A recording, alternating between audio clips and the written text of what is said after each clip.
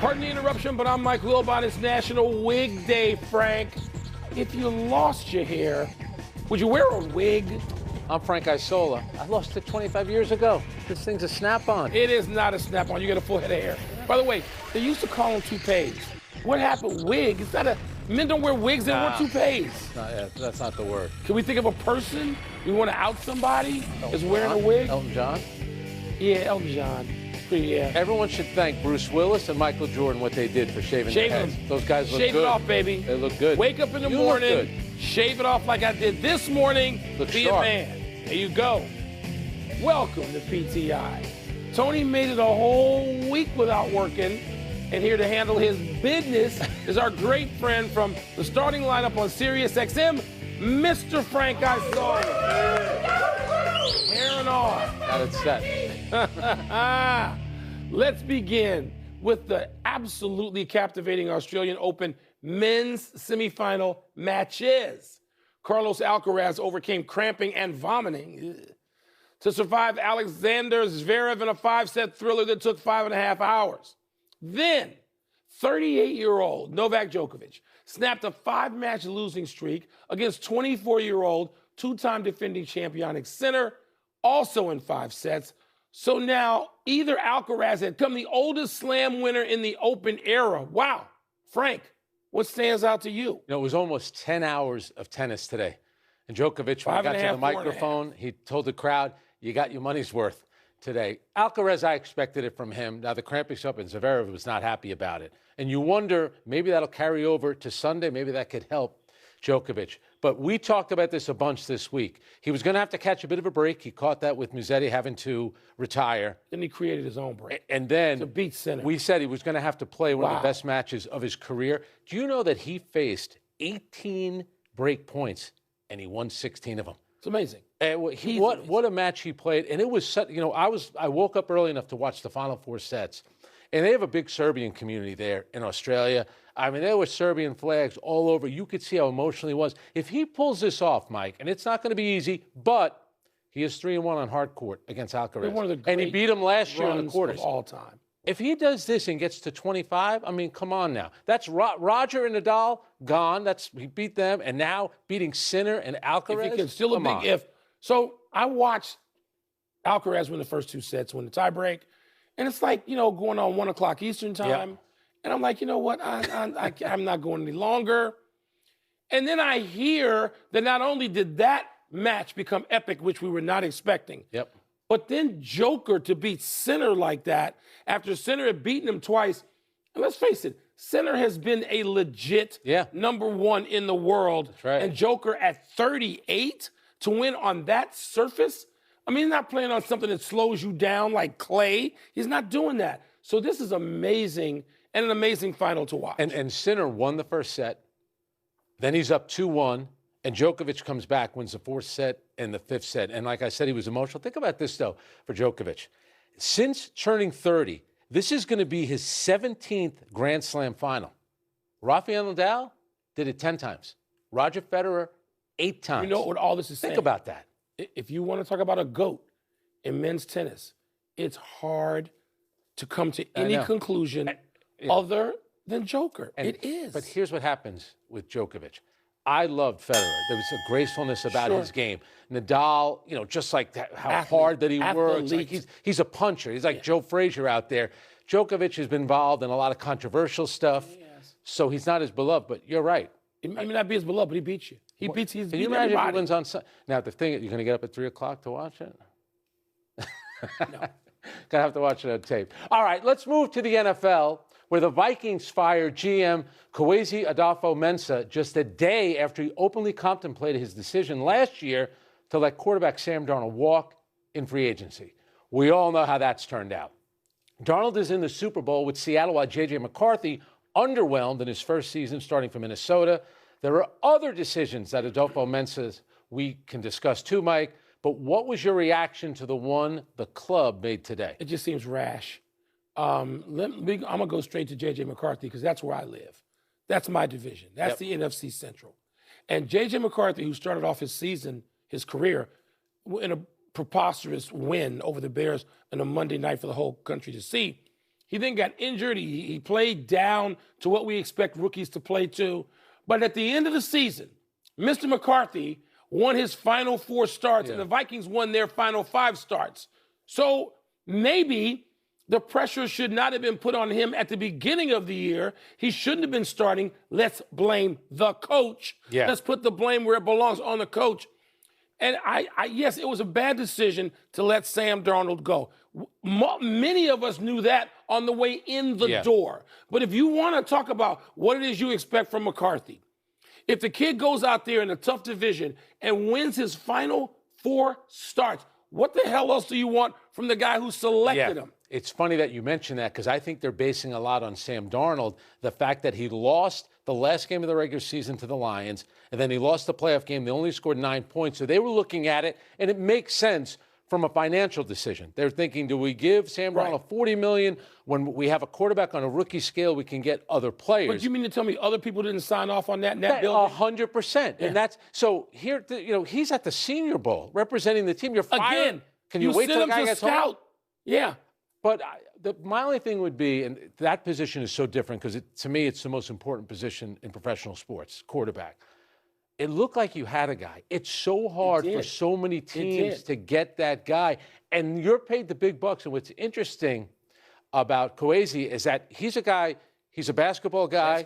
Went to Princeton, obviously really, really smart. He's a big analytic guy. See, you defend some of the analytic guys because you think it's a little unfair with what they did. To me, that's a big organizational decision. But they're also going to look at a lot of the players he drafted. I think they've gotten like 172 career starts out of all the players he's drafted. That's combined. And he hasn't drafted a Pro Bowler yet either. Okay, and all that's fine. But we know this comes down to quarterback. Yep.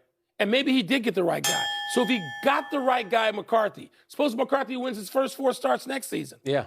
What more was he supposed to contribute in that context? But now that they made this the firing, now the stories are coming out that there was a lot of tension with the coaching staff in the front office. So this seems like it was something that was building, especially when they didn't make. I got 2 teams I can root against with great conviction every snap of the rest of the way: the Cleveland Browns. And the Minnesota Vikings. What about Sean who I root the against Broncos? Anyway. Peyton got his. All right. And now, let's go to some winter sports, real winter sports. Lindsey Vonn got injured in her last downhill race before next week's Olympics. Vonn crashed today in snowy conditions in Switzerland. She managed to ski down, but was then airlifted out. The 41-year-old has won 2 downhills this season and leads the overall standings despite skiing on a titanium right knee. Today's injury was to her left knee. Frank, your reaction to the crash and how it could affect one of the most anticipated storylines of the upcoming Winter Games. All right. Very few of us want to do that at that speed. The crash itself wasn't that horrific. And like you mentioned, it's not the knee that she had partial knee replacement. Luckily. So the women's downhill, just like the men's downhill, that's one of the most anticipated events of the Winter Olympics. For me, it's the best event. The downhill is an amazing thing. The courage that the men and women have to do that. It's 13 days away. So, she's 41 years old. She took 6 years off from racing. Do I think she could be in the Olympics? NBC is keeping their fingers crossed that she can do it. She's one of the biggest names. NBC can't, they'll delay the Olympics rather than have one of their main storylines. They'll tell everyone just stay at like a restaurant in Milan, drink some wine, and eat some pasta. Let's let it go like a couple of weeks later. But I think there's a chance that she can compete, whether or not she'll be able to win. I like what she said. She said, my Olympic dream is not over. She released a statement. Then she went a little Yogi Bear on it. She said it's not over until it's over. Well, listen, I'm not going to speculate on whether she can or whether she can't. I hope she can. Yeah. Lindsey Vonn is one of those stars you like watching, whether she's competing or doing a commercial or sitting for 60 minutes or whatever it is. Yep. Lindsey Vonn has that kind of hold on people who care about the Winter Olympics. I've covered 3 Winter Olympics, and I have been down at the bottom of that hill to watch the finish. I've been at the top as well. The courage that it takes to even stand up there, much less go through what Lindsey Vonn has and do it again when her life is set. Come on, she doesn't have to do this to prove anything in terms of that sport. But to do this, and people are probably thinking, well, what is she doing racing this close to the start of the Olympics? That's what happens. Yes, yep. In both Summer and Winter Olympics. That's right. And so I hope she can make it. It is one of the huge stories of the Winter Games, and particularly because she's been so public talking about the travails and getting there and having to navigate. It's such a great event because everyone understands you're just trying to go fast. It's not like the slalom where you can get penalized. I still say one of the best sporting events I've ever seen, that was on TV, Franz Klammer winning the downhill in Innsbruck, Austria. How amazing was that? What, you New York, you couldn't find your way to Europe to come to the Winter Olympics with the rest of us? And it probably was on tape delay, right?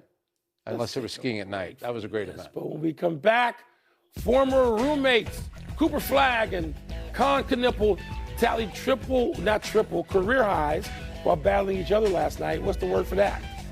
And how to best describe the Hurricanes' furious 3-goal rally to beat the Mammoth. What's the word is next? You should come to the Winter Olympics. And I want to. I wouldn't mind going next week. It's unbelievable.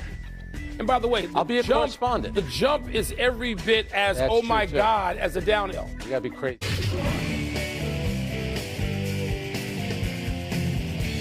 Time for our version of Words with Friends. What's first? Last night's battle between former Duke roommates Cooper Flagg and Con Knippel was blank. Nationalistic is what I'm going to go with, Frank. This was crazy. I mean, how about Cooper Flagg getting 49? Yeah. I mean, he started off the year slowly, kind of slowly, and has now just exploded. Knippel, because he's playing for a team nobody cares about in Charlotte, people didn't know that this kid was lighting it up from day one. That's right. I mean, he is shooting better than 42% from three. If you ask me right now who my vote went for Rookie of the Year, where my vote goes, I think I say Knippel. Really? Yeah, Flagg can pass him. He probably will. He's in a groove now. But here's the thing. You don't get American kids who are that great anymore. The last 7 MVPs, all international players. You got to go back to James Harden in 2018. We're working on 8 years. Amazing. So Cooper and Knippel coming to the rescue like this is sort of, you think the league will understand and maybe plan some all-star festivities around that? And they're both in that game. I'm sure Cooper Flagg might have a chance to make the big game. Yeah. So my word is on the mark because last night one of your Chicago guys, Mark Aguirre, was getting his number retired. And Cooper Flagg, you know what he did? He broke Mark Aguirre's rookie scoring record last night by scoring 49. Do you know that Cooper Flagg right now has scored the most points in NBA history as an 18-year-old. He did that on December. We're no 18 Hang on a second. He did that as December 19, and then 40 days later, he now has the most points ever scored by a 19-year-old. We're any 19-year-olds either. Look, he scored LeBron 49. was 19. I don't need an age. He scored 49. That's all that matters. That's not impressive. No, He's it could 18. be 50. And he scored 49. That's what. And by the way, and he missed Mark the shot Aguirre, at the buzzer. the greatest high school player I ever saw. He missed the shot at the buzzer, which would have given him 51. Yeah. I got one for you, though. Okay. So the two rookies last night, that's the most points combined by two rookies in the same game since 1971. Tiny Archibald, Pistol Pete Maravich combined to score 91. How about far that? did those two guys get, Cooper and Knippel? How far did they get last year together playing on a college team? I know. That was... I'm just asking. You're getting on John Shire now? I'm not trying to take shots. No, Chicago's own. I'm not going to take shots. But why are you the guy that you don't think that's an impressive stat? No, most points ever by an 18-year-old. No one was 18 for the first 100 years of the league. No, it's irrelevant. Right, well, his greatness is not because he's 18. But what about? It isn't. And they play more. They play more AAU games.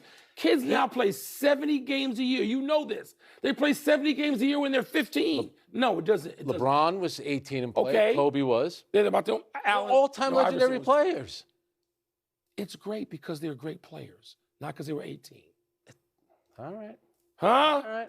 What's next? Says the 38-year-old over here. Still impressive. Last night's 3-goal rally in the last 2 minutes by the Hurricanes was blank. Confusing for me, Frank. Yeah. Just because the Hurricanes, and I think it's cool whenever, and it's not often, they dress up as who they were, the Hartford Whalers.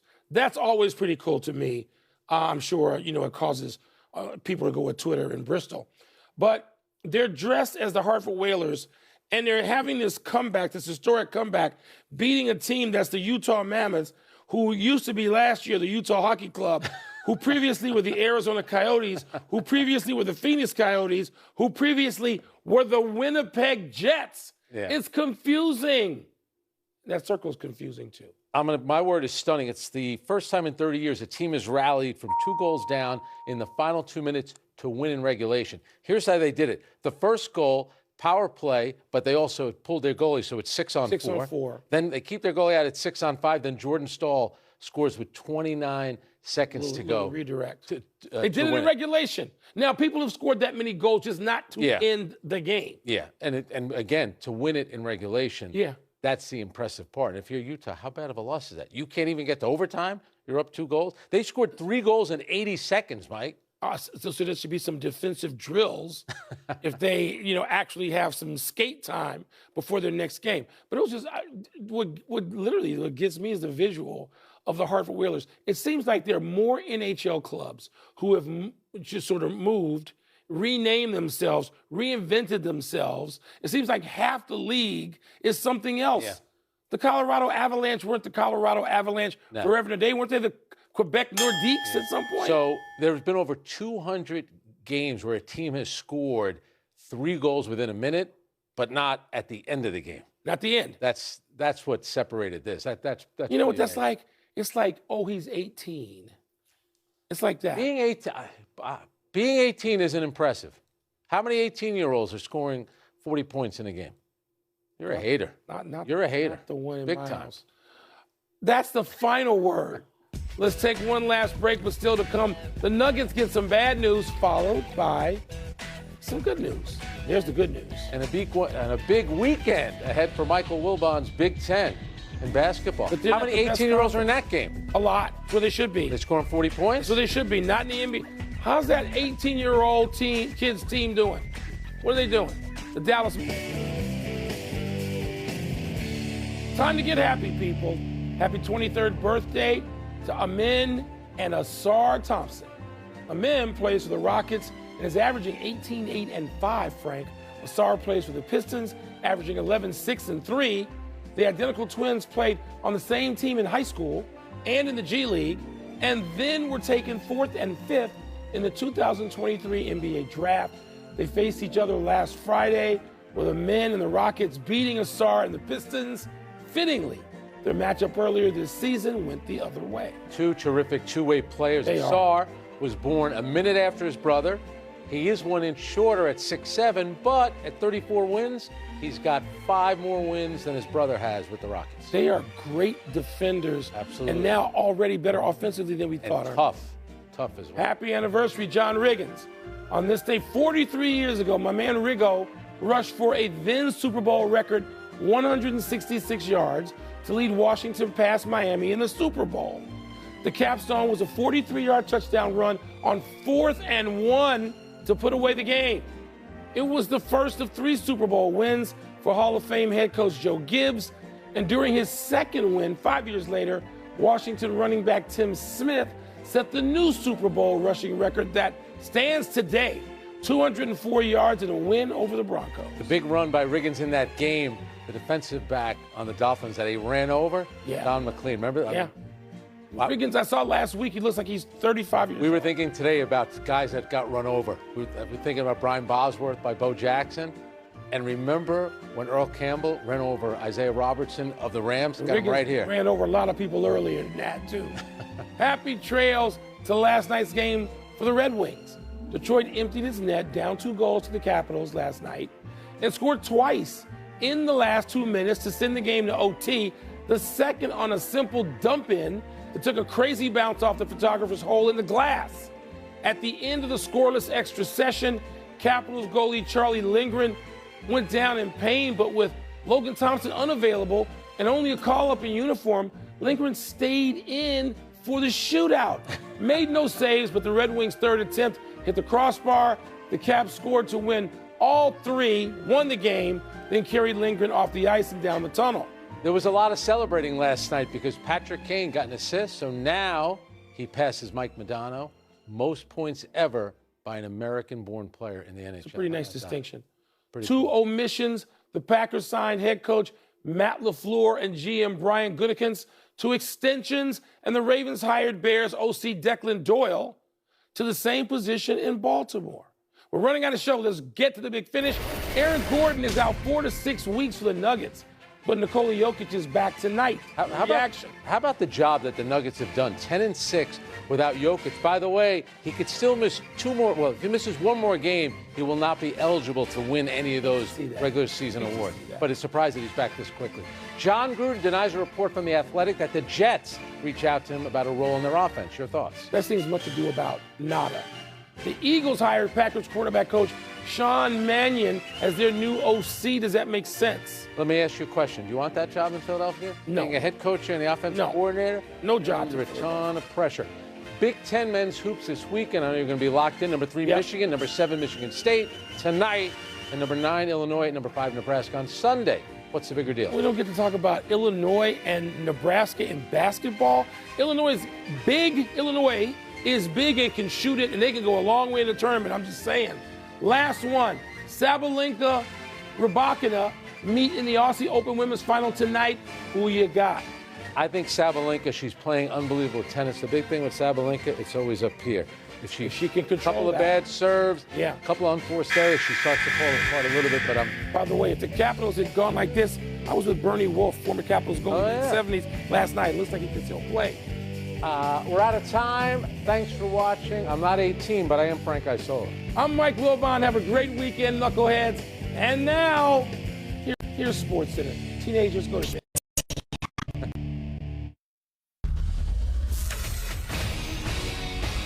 Welcome into Sports